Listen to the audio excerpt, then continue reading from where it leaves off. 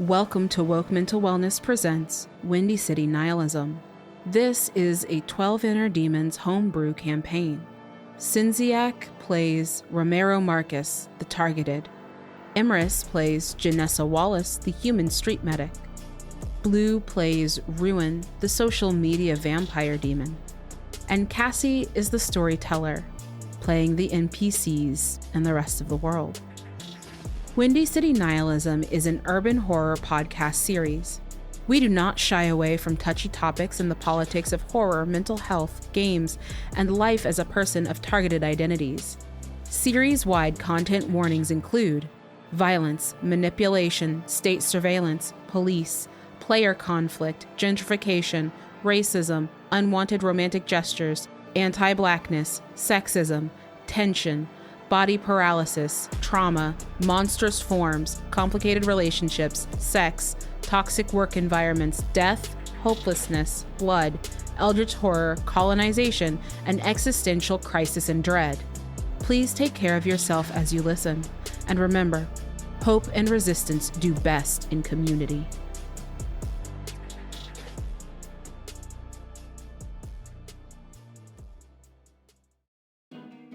Welcome back to Woke Mental Wellness presents Windy City Nihilism. Where we last left off, our group was going after a seal and found themselves divided and confronting their feelings of betrayal or people who they've betrayed. Ruin. You notice that you're the only one here. You're holding a book in your hand called How to Be a Friend in Community. Ruin, already seeing that fuck shit is afoot, will open up the book and begin to flip through it, read it. You begin to flip through it, and the first couple pages just kind of words, acknowledgments, and then you get to the real, what's supposed to be, at least, the real book part, and it just says, "Don't be a ruiner." And you flip the page, and it says, "Don't ruin your friends." When I look back up at the patrons of the coffee shop, have they changed in any way?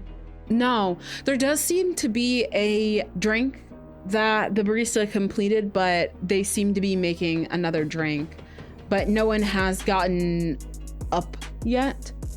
I go and I take the drink. You go to take the drink and you touch it, and the barista whips around and you see Alexis, and they say to you, "That's not yours." Well, it is now. And I drink it. That's just fucking like you. Always taking shit that's not yours. Ruin will just drop the drink on the floor and puts the book on the countertop and leans over, and they're like, "That's what I'm supposed to fucking do. That's the whole thing. That's why I'm here. Me being cool with you all and being all buddy, that is, I don't think I'm supposed to be doing that." And I think they just falter a little bit. Alexis looks at you with hate in her eyes and says, Now you care about what you are supposed to do? You ruined my life. I think Alexis' tone kind of makes Ruin flinch, because Alexis absolutely doesn't talk to Ruin like that. But then their resolve hardens a little bit, and Ruin says, "I didn't ruin anything that already wasn't rocky to begin with." I could have been loved. Just because you're not lovable, you can't let anyone else be happy. I'm plenty fucking lovable, and you're a fucking plague. Ruin is trying to keep in mind this is not actually Alexis. This is whatever demon playing games with them. I need you, as you try to keep yourself stable, I need you to roll a TN8 resistance. I rolled, oh wow, okay. I rolled 2 10s and a 1. Holy shit. She says that she calls you unlovable, accuses you of ruining her life, her relationships. How do you respond? What stops you from taking this in? I think Ruin, for a second, like, is about to, like, crash out, like, fly off the wall. I think you even, like, would see, like, a bit of their, like, Gorgon aspect begin to come out and sort of shift. But Ruin stops for a moment and, like, goes back to their normal, like, perceived human self and says, I did, because that's what I came here to do in the first place. I took the weaknesses in your relationships and I exposed them for what they really were, and I fed off of it because that's what I'm supposed to do.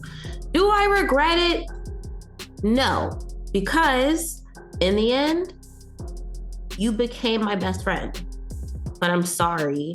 I'm sorry that... And I think Ruin, like, rolls her eyes and stops for a second. Like, I should be fucking telling you this. You're not even Alexis. And, like, turns around to try the door again. You say this and you go to turn around and there is no door.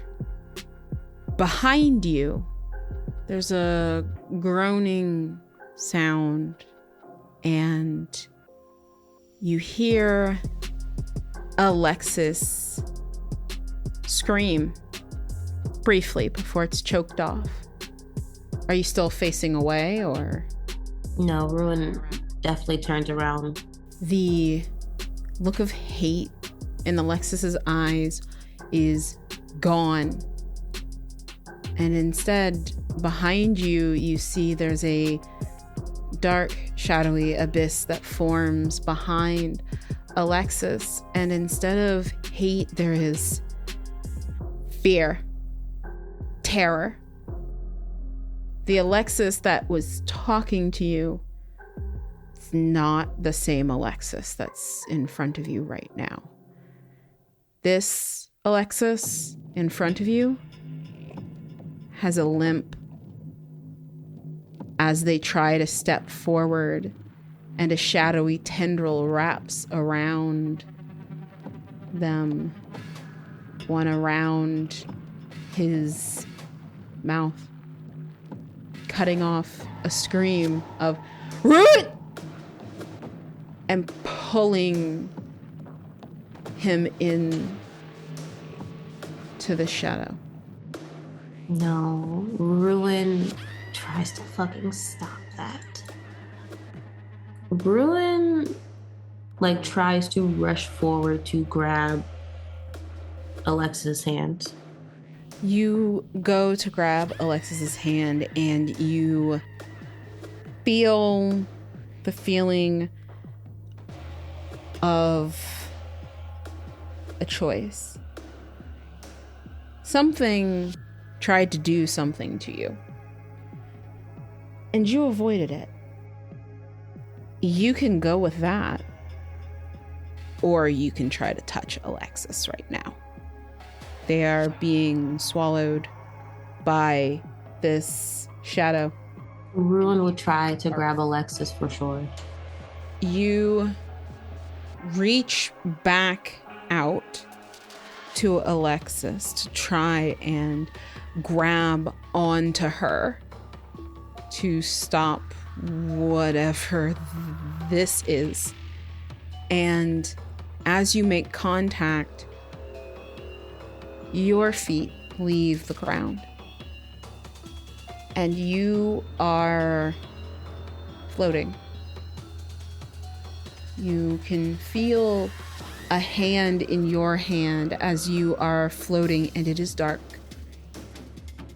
And then you are in the coffee shop. I think in grabbing Alexis's hand, Ruin would have, like, wrapped an arm around Alexis And the two of them have that brief moment of like floating or our feet being off the ground. And I think they blink and see that we're back in the coffee shop. And Ruin is just kind of like looking around wildly at a sign of danger or like the shadowy tendrils. You're in a coffee shop. Next to the register, there is an orange sign, bright orange, that says in flowery letters, "Love has a home here." There's a barista with their back turned towards you. They seem to be making a drink that another patron has already ordered. You see two people in the corner who seem to be on a date, and you recognize both of them. You see Alexis and Kivon. At the table, just out of earshot, Alexis looks distressed. But I don't understand why you have to leave like this. Like, we can... this could still work. If you're doing photography, I mean, Chicago has so many places to take pictures. Why do you have to go across the country? That's Kivon, that's bullshit. Kivon looks into a white, wide coffee cup and swirls the remnants of a drink that you can't see from where you're standing, and Ruin, what you can't hear is Kivon staring down into the beverage and just muttering, "Come on, Alexis, don't be this way. You know, it wasn't... It's been kind of rough for a while."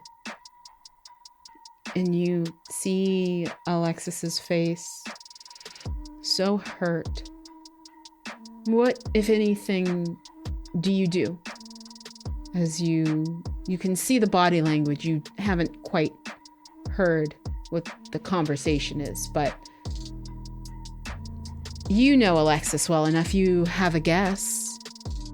Ruin has a second of, I hate that I just pulled myself into some more bullshit.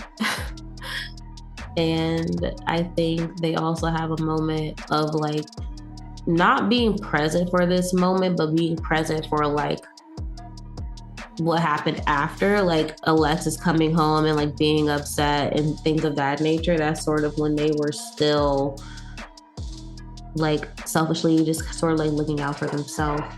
And I think that makes Ruin feel a little guilty at like remembering how eager they were then to sort of expose like that sore spot for Alexis. And like when they are no like the Alexis they grabbed in like the portal or what have you, that Alexis is no longer next to them. Like they are standing here like observing this by themselves. Okay. If you want to roll a test of some sort, something, if you want to roll a test, anything to do with like illusion or manipulation or something like that, you might be able to ascertain what's happening here. I do. I think Ruin wants to see like how they can assist Alexis in this moment. Because part of Ruin is like, do I intervene in this and like support them in this moment? Or is this, you know, something that they have to work out, that he has to work out himself? Okay. If you can get above a 7, you'll get an answer to your question. If you can get a 9 or above, you'll start to piece together what's happening here and where you are. 2 6s and a 2. You wonder what you should do to help them, and in this moment, what you feel, you remember what you said just a few moments ago of, you're a demon. You're supposed to feed off of people. And so the thing you should do right now is be true to your nature. I think that occurs to Ruin, and I think it also occurs to Ruin that like they've been observing this thing as like, oh, this is shit that mortals got going on that y'all need to deal with. I am not included in this like group. But realizing like I keep getting put through tests though. So maybe this is including fucking me and having to tend to my bullshit. So Ruin walks up, pulls a seat from like the neighboring table and sits next to Kivon.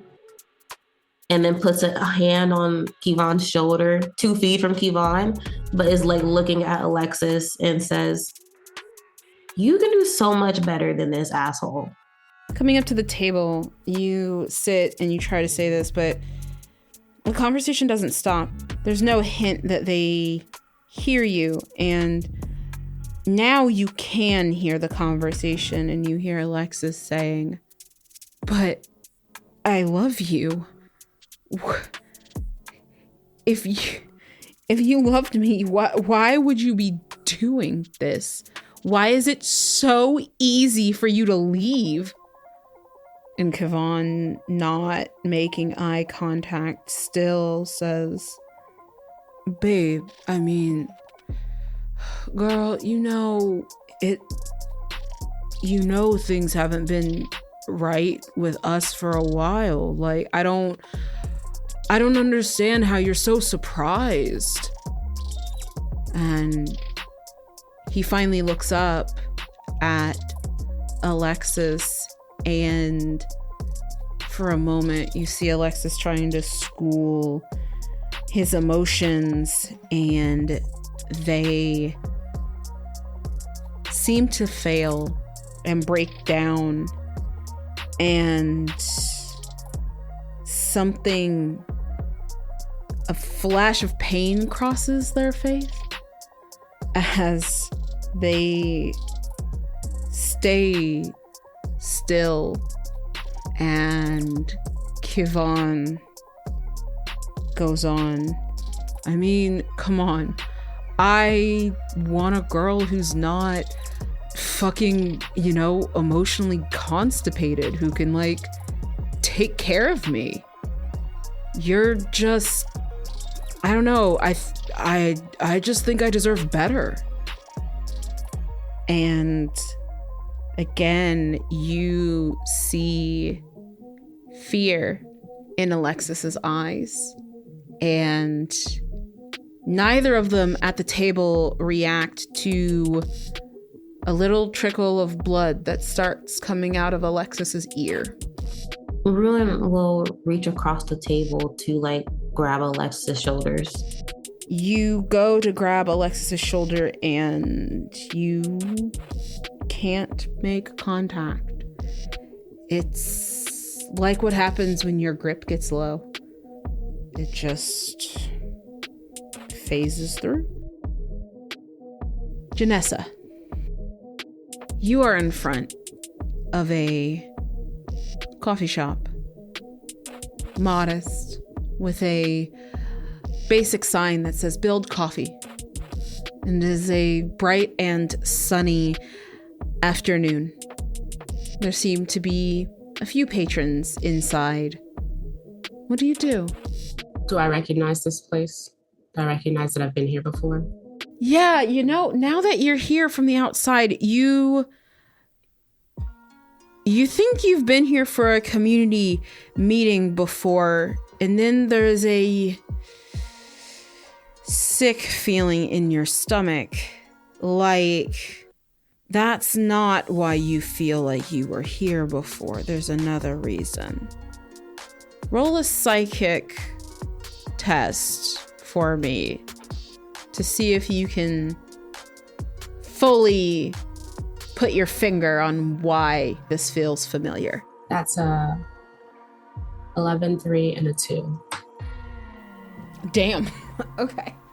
So you start getting a feeling of deja vu, and then you remember This is where you were going with your friends. You're supposed to be with people. Why are you here alone? Also, you've already walked into this coffee shop. Also, the first time you walked into this coffee shop, you were suddenly alone and getting in an argument with Amina and Joanne. Something is fucked. Okay. I'm going to look around, I guess either through the window or through the glass in the door. Does the inside of the coffee shop look like it did the first time? Like, are the people the same people? You look around, it seems the same, and then you spot it. With an 11, there's a sign next to the cash register. It is bright orange with flowery letters, and it says, "Love has a home here." That sign was yellow last time. Fuck. Now I'm looking for anything else that's different. The barista, is it still Amina? Is Joanne still here? Are you inside or outside of the shop? I'm just looking through the... Mm-hmm. You look around, and as you're outside, you don't see anything else, but as you move to look into the window, a shiver goes up your spine as you move out of that standing spot, and that shiver, it causes you to kind of look behind you, and you see, is that Romero? And then it's gone. Romero, you are standing outside on a bright and sunny afternoon in front of a modest coffee shop with a somewhat plain sign that says "Build Coffee." And for a moment, a shiver goes through you. But you are in front of this coffee shop. What do you do? I look for my friends. Roll a resistance test. Psychic. TN8. I'm glad I ranked up in that then. I got a 3, a 4, a 9, and a 10. Okay. You look around and the street is fairly empty. And then that shiver. And then in front of you, Janessa. And then it kind of wavers and glitches. But no, that's Janessa. Janessa is in front of you. Am I able to reach her, or is it one of those there and then gone in an instant type of situations? There and then glitched and then there, but hazy. You could try. How do you try to reach out? Is it verbally? Is it physically? Physically. I'm going to, if she's in arm's reach, I'm going to try to reach her. Janessa, you look back and there's this glitch of Romero, and then they're gone, and then they're reaching for you. What do you do?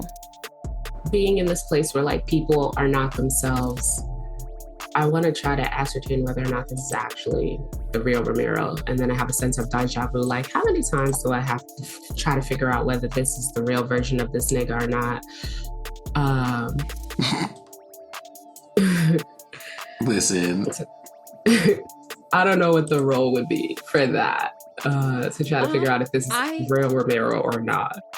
There is a role for this. I need you to roll a TN8 intuition test. That is a 4, a 5, and a 9. Okay. With a 9. There's a lot here that's not what it appears to be. Romero's not one of those things. This is Romero. As soon as I peep that, I'm gonna reach to like try to grab their hand. Both of you reach forward, and it feels like your hands are trying to tear through sticky webbing. But you reach each other. And as you do, the entire scene shimmers again. And now, instead of being hazy versions of each other, you are together.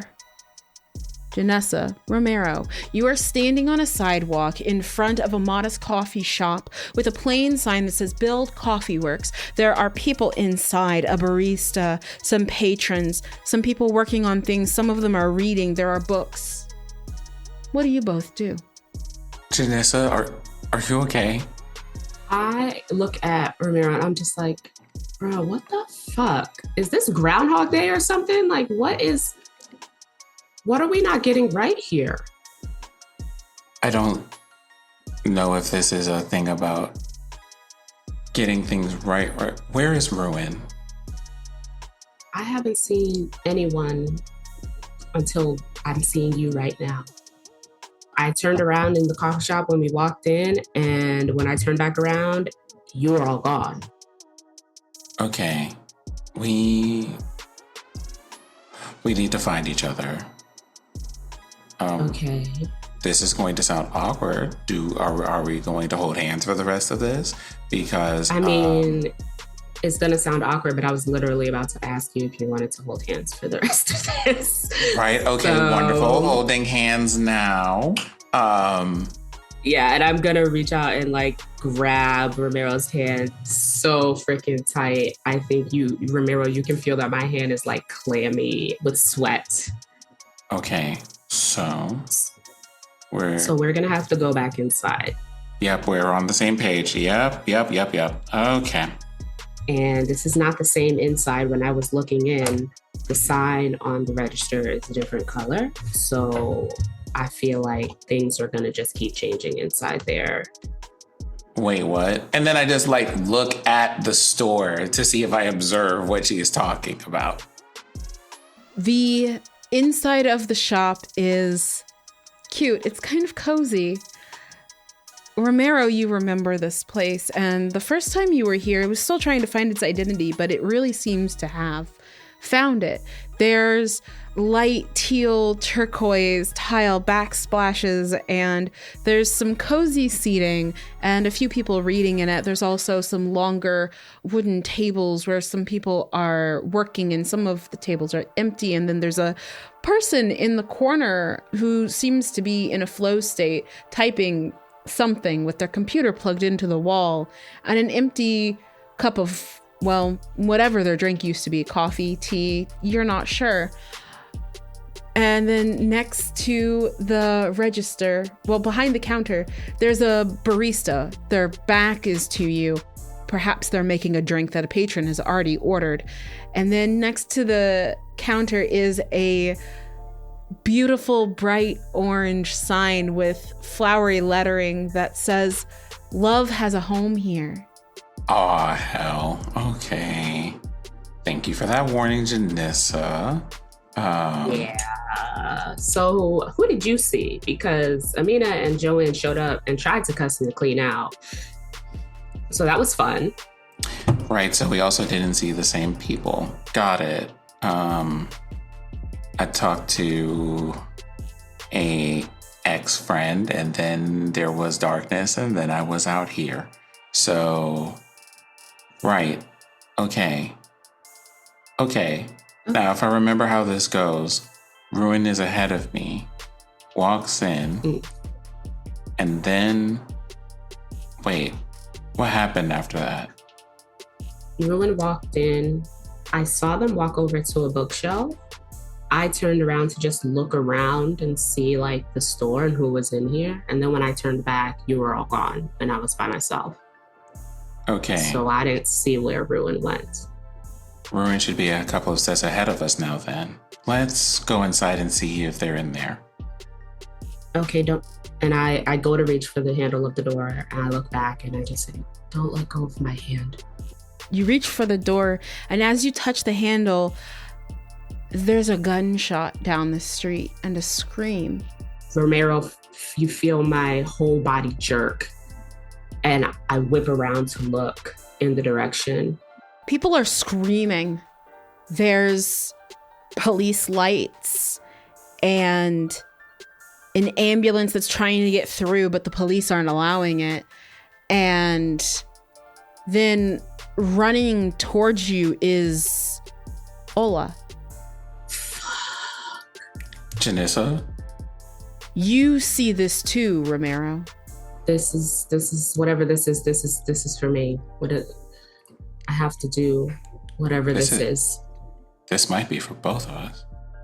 As Ola is running towards you from whatever has just happened, the door opens and Romero, you see Narek.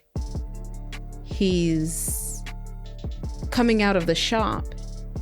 It occurs to you that that's odd, but he's coming out of the shop. And Janessa, Ola's coming towards you looking terrified. I immediately take a step forward towards him.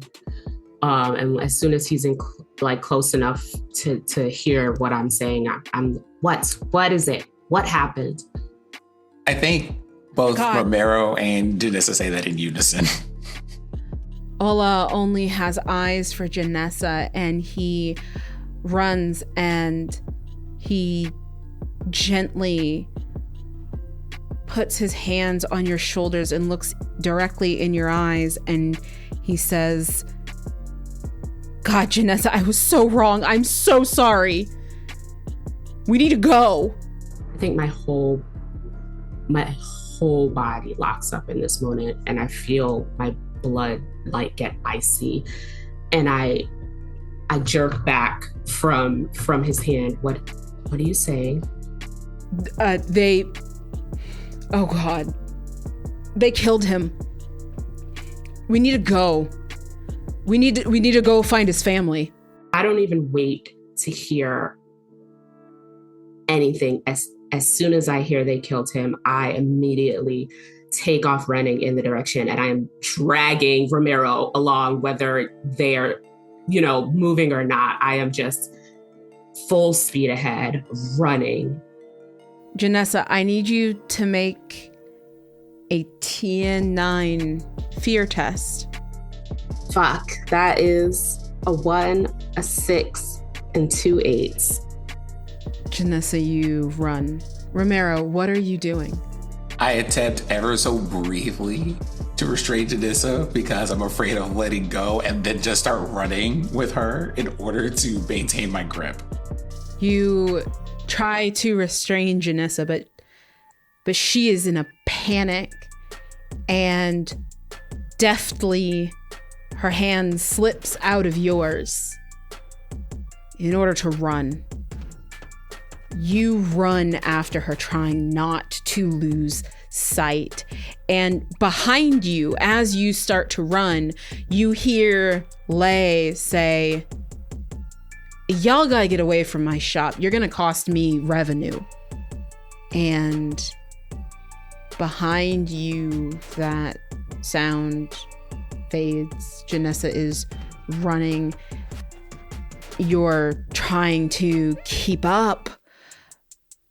Roll a acrobatics test, TN7, to keep up with Janessa. I have a 1, a 5, an 8, and a 10. Okay. You keep up. Not only do you keep up, you see it first. There's a body in the street. Luckily not a child, but barely not. With a 10, it doesn't take you long. You don't even have to ask. This has to be one of the kids who graduated from Janessa's program. An adult now, or at least they were, because now they're dead. Romero, you see it just moments before Janessa. This is one of yours. They graduated from your program years ago. Whose body is being cordoned off by police in front of you? I stop short. I'm moving so fast in this moment that when I stop, I stumble and I go to my knees and I vomit on the sidewalk in front of me. Alex, oh my God. You mutter, Alex, and you take seeing this, knowing what happened, knowing what's likely to happen here. You take 2 stress, psychic, as you start to break down. I think, fortunately, because I have the cool head rank in psychic, I only take 1 stress because my non-physical sources are reduced by 1.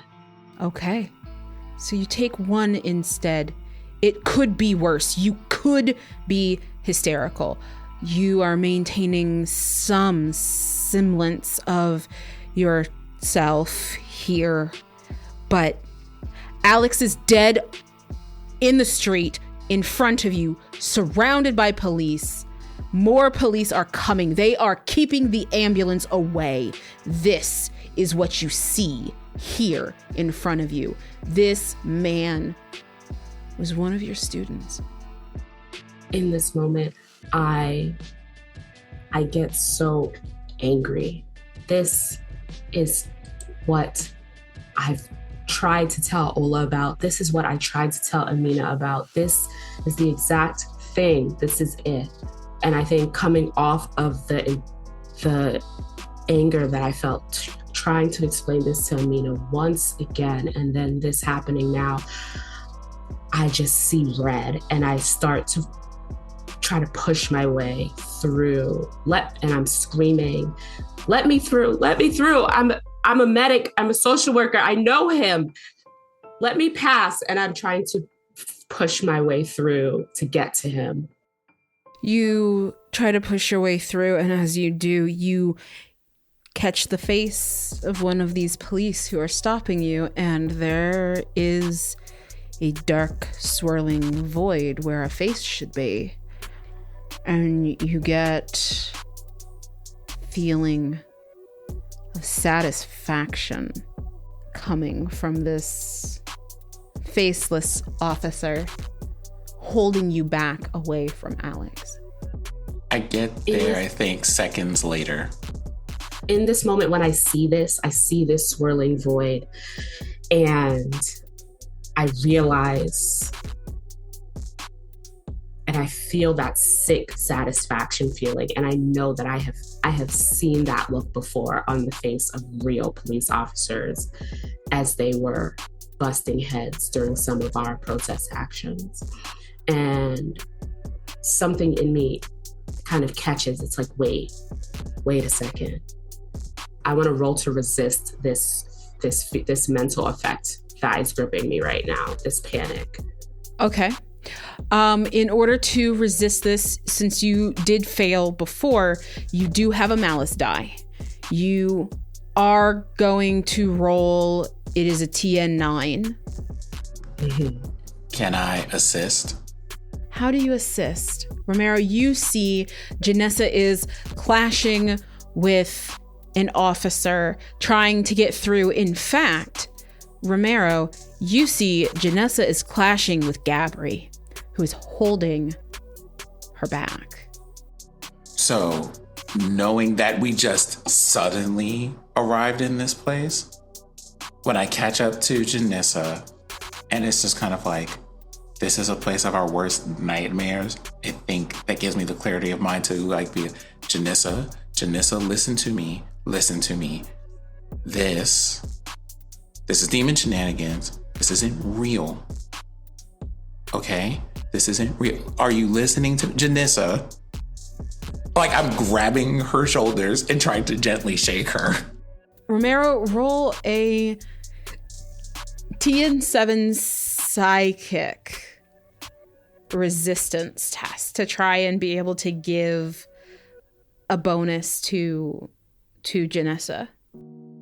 Janessa, I want you to know that the dice, on my side at least, are cheering for you. I got a 6, I got 2 8s, and a 9.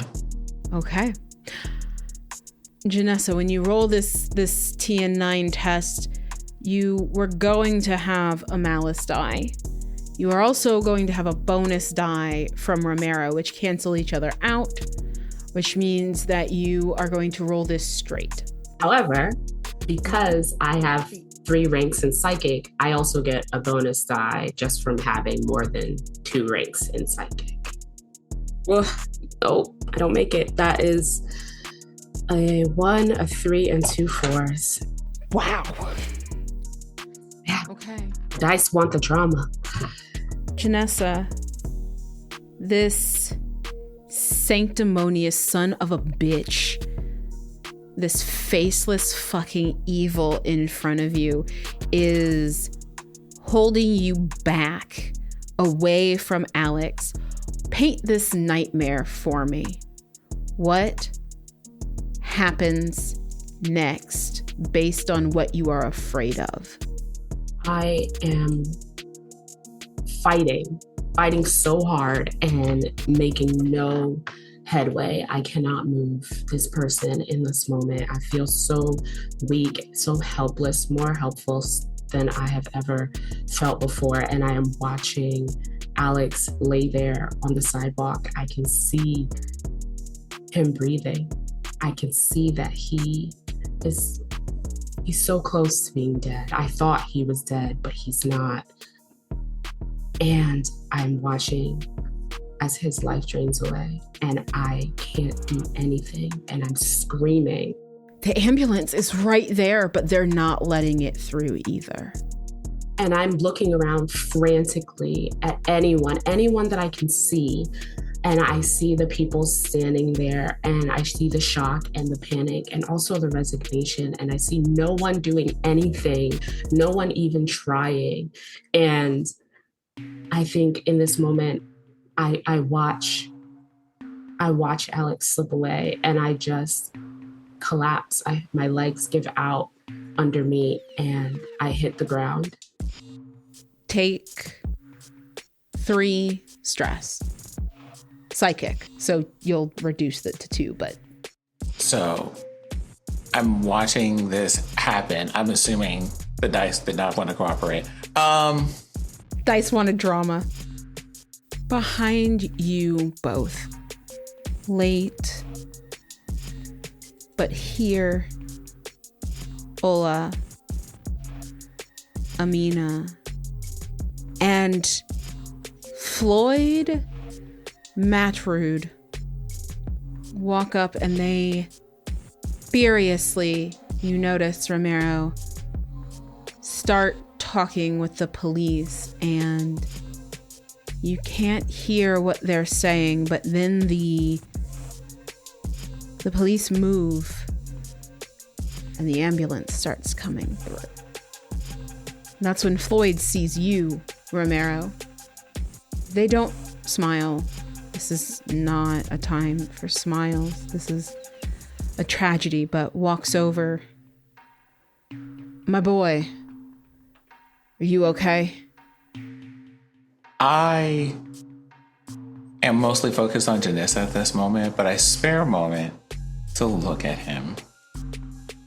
And when I do, it's just on my face, because the minutes and moments before, months before, have been like, we need to figure out ways to, come back to home base, theories, reading, trying not to be offensive, working together with elements of our community, even if we don't always agree with them.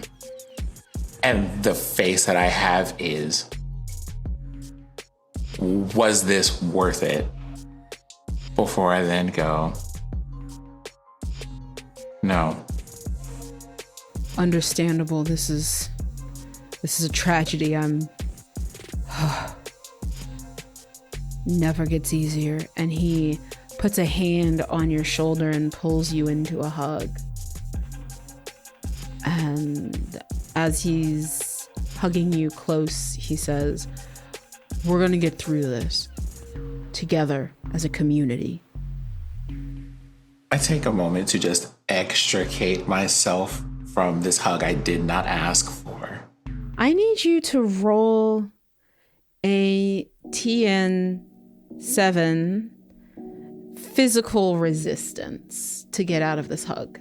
I would like to take 1 point of stress to use my escape artist competency. Take your stress and tell me how you get out of this hug that, as you start to move, tries to tighten around you. It's just a very simple things that you learn from taking the free touchy classes that they have at the park. I just draw my hands in a circle and make myself small for a second and draw my head out. You're out of the hug and you notice there's just a little abyss in his eyes as he looks at you. Noticing that, I was like, right, of course. I'm just going to tell you, the dead don't care about theories, and I don't think they're helping the living very much either. And I turned myself toward Janissa because I promised her I would not leave her. As you turn back towards Janissa, we return to Ruin. You are watching Alexis. You're watching Alexis's heartbreak in real time in front of you. And you notice that their ear is bleeding. I think upon seeing Alexis's ear begin to bleed, they can't reach Alexis.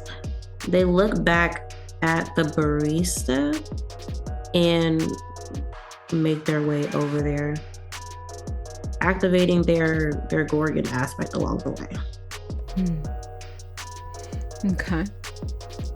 You make your way over to the barista, and Alexis wasn't your first. Who was the human you killed before moving on to Alexis? I think someone named Nyx, like NYX. You go to the bar. The short. And a short person turns around and you see Nyx staring at you blankly, emotionlessly. Is there something else you can take from me? Ruin falters, like having been caught off guard at seeing Nyx, shakes their head, and with a look of remorse, will say, I honestly think Ruin opens their mouth and closes it 3 times and just says, I can't take anything else from you. I just hope that you're resting. Oh, well. Okay. I'm not mad. It's just your nature. Ruin, is that tenderly shadowy essence around again? You roll, because demons don't quite have the same things. I know you have some stuff around. You can add whatever die you add to your own illusions and stuff. You can add that to a roll. Okay. TN7. Okay, I got a 765. Not immediately, and then you look. Nyx always wore a necklace, a flat teardrop stone with a dragon wrapped around the edge of it. It was their birthstone, so it was a pearly white stone. This stone looks like a swirly abyss. Can I use my... Make sure I can... I won't accidentally kill anybody with this. Can I use my hellish projectile, my hell attack ability? I just want to hit the necklace, and with this ability, I can hit multiple targets. I want to hit Kivon as well. Okay. Go ahead and what do you have to roll for that? So, it just says modifier. Demon's projectile attacks can distribute the damage it deals between multiple targets. For each success the demon rolls, it can pick a new target to distribute the damage. Oh, it's against the thing. So yeah, roll. You roll and I'll tell you what, if anything, you hit. I will say you're aiming for a very small target on Nyx. That is a TN9. Hitting Kivon is a TN6. Okay, I got a 9, an 8, a 4, and a 6. Okay. So, do you want it all to be one roll, or do you want me to have you roll for each projectile? All one roll. Okay. You hit both. How much damage does that do?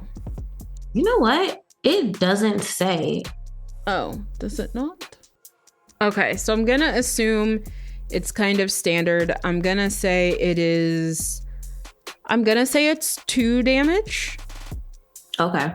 And so I'm gonna say you hit Kivon and you see him glitch. And that's gonna give Alexis a roll. I am rolling like shit. Okay. Poor Alexis.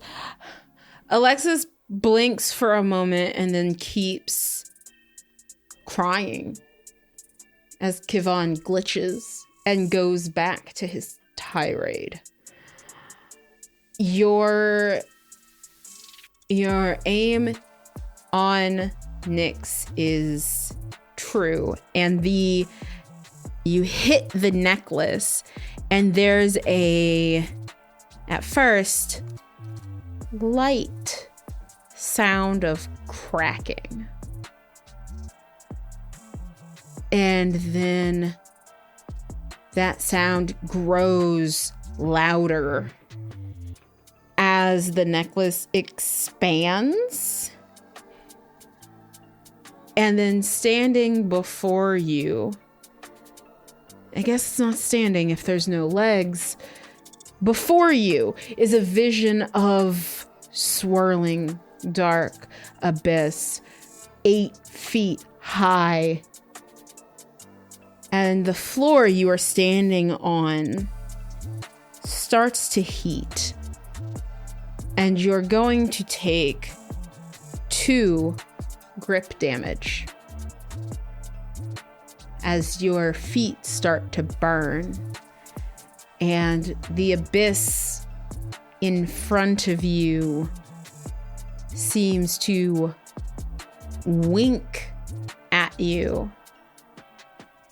and then shrinks and dissipates into the floor. And that is where we will end this episode of Woke Mental Wellness presents Windy City Nihilism.